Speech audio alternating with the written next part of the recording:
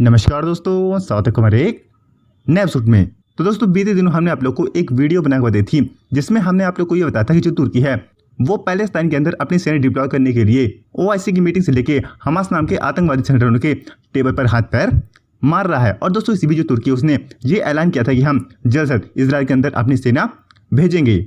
और दोस्तों, जो तुर्की है उसने ऐसी गुस्ताखी एक बार करके भी दिखा दी है। तो दोस्तों, हुआ क्या है?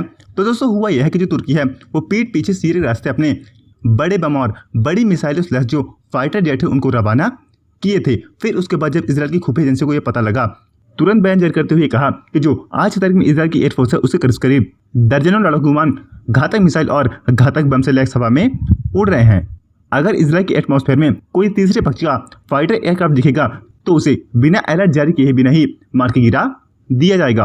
और जो उस फाइटर जेट को भेजने वाले मास्टरमाइंड होंगे, उन मास्टरमाइंड के जो मिलिट्री बेस होंगे उन पर भी इसराइल की जो एयरफोर्स है वो भयानक हमला कर सकती है।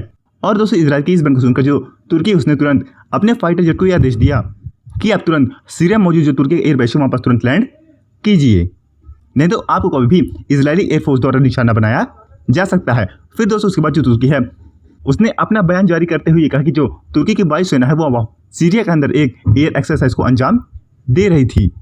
अब दोस्तों, आप ही लोग बताइए, ये जो इसराइल ने बयान जारी किया, ये बयान ना ही तुर्की के लिए था, ना ही लेबनान के लिए, ना ही पैलेस्टाइन के लिए और ना ही किसी एक पर्टिकुलर देश के लिए।